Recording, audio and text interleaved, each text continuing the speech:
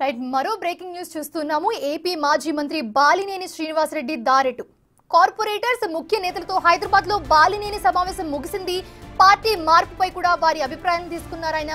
ఇదే సమయంలో బాలినేని ఇంటికి మాజీ మంత్రి విడుదల రజనీ కూడా వచ్చారు. కాగా బాలినేనికి బుజ్జగించేందుకు జగన్ దూతగా విడుదల రజనీ వచ్చారా అన్న చర్చ కూడా ప్రస్తుతం జరుగుతుంది. అయితే ఇదిలా ఉంటే మరోపక్క ఒంగోలు నుంచి కార్పొరేటర్స్ ని రప్పించి హైదరాబాద్ లో సమావేశం పెట్టడంతో బాలినేని బల నిరూపణ చేస్తున్నారా అన్న అనుమానాలు కూడా వ్యక్తమవుతున్నాయి.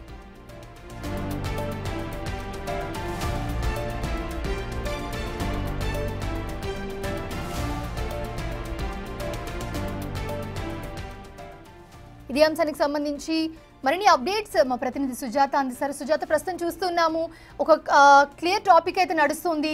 బాలినేని శ్రీనివాసరెడ్డి దారెటు అనే క్వశ్చన్ మార్క్ ఇప్పుడు నడుస్తోంది. సో మీ దగ్గర ఉన్న అప్డేట్స్ ఏంటి?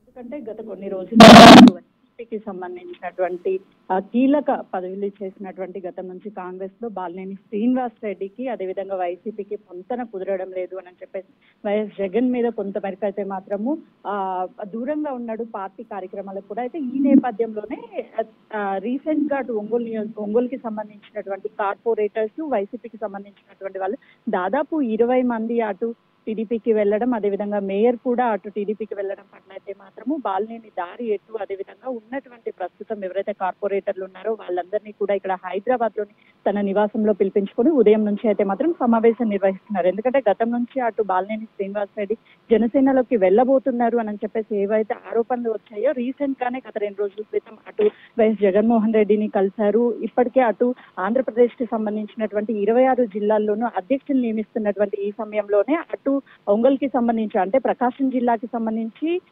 బాధ్యతలు స్వీకరించాలి అని చెప్పినప్పుడు బాధ్యతలు అధ్యక్షునిగా తీసుకోను అని చెప్పినట్లుగా కూడా తెలుస్తుంది. అయితే ఎందుకు రిజెక్ట్ చేశాడు? కేవలం జనసేన పార్టీలోకి వెళ్ళడానికే రిజెక్ట్ చేశారా, లేకపోతే ఎందుకు వీళ్ళ మధ్య తరచు అనేది అటు వీళ్ళకి కుటుంబంతో కూడా మొదటి నుంచి సంబంధాలు ఉన్నాయి, రిలేషన్స్ అవుతారు, అటు జగన్మోహన్ రెడ్డి కుటుంబం అదేవిధంగా ఇటు బాలినేని శ్రీనివాస్ రెడ్డి కుటుంబం. అయితే తరచుగా ఈ మధ్య పార్టీ కార్యక్రమాలకు దూరం ఉండడంతో పాటు బాధ్యతలను స్వీకరించను అని ఎప్పుడైతే చెప్పారో దాంతో ఇంకా కొంతమేరకు బలం ఏర్పడింది, తను జనసేనలోకి వెళ్తున్నారు అని.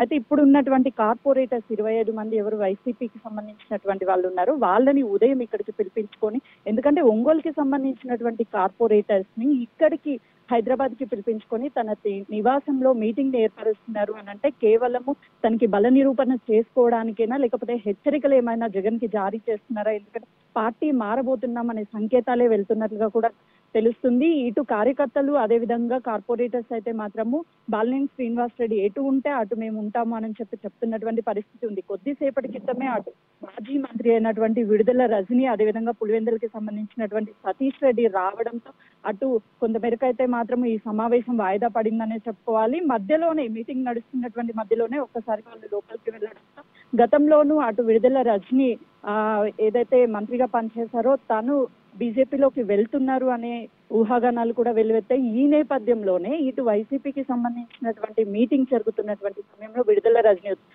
విడుదల రజనీ కేవలము జగన్మోహన్ రెడ్డి పంపిస్తే వచ్చారా, లేదు అని అంటే తను కూడా బాలినేని శ్రీనివాస్ రెడ్డి వెళ్ళేటువంటి పార్టీ ఏదైతే ఉందో ఆ పార్టీలోకి తను వెళ్తారా అనేది మాత్రం ఇంకా క్లారిటీ రాలేదు. అటు పులివెందులకి సంబంధించినటువంటి సతీష్ రెడ్డి అయితే మాత్రం ప్రస్తుతం బుజ్జగింపులు అనేది చేస్తున్నారు పార్టీ మారవద్దు అని. కానీ బాలినేని శ్రీనివాస్ రెడ్డి మాత్రం పార్టీ మారే అవకాశాలు ఎక్కువగా కనిపిస్తున్నటువంటి పరిస్థితి ఉంది. ఎవరు కూడా అంటే మంగళవారం రోజున మళ్ళీ జగన్మోహన్ రెడ్డితో భేటీ అయితే మాత్రము ఖచ్చితంగా పార్టీ మారడం లేదు అనే సంకేతాలు వెళ్తాయి. మంగళవారం ఒకవేళ సమావేశానికి హాజరు కాకపోతే మాత్రం పార్టీ మారుతున్నామనే సంకేతాలు వెళ్తాయి. కాబట్టి ఏం జరుగుతుందనేది మాత్రం వేచి చూడాలి. వీళ్ళు అనౌన్స్ చేస్తారా లేదు అని అంటే కేవలం మేము సమావేశం అయిపోయిన తర్వాత మీడియా ప్రకటన చేస్తారా లేదా అనేది మాత్రం సస్పెండ్ గా మారిందనే చెప్పుకోవచ్చు. Thanks for the update Sujatha.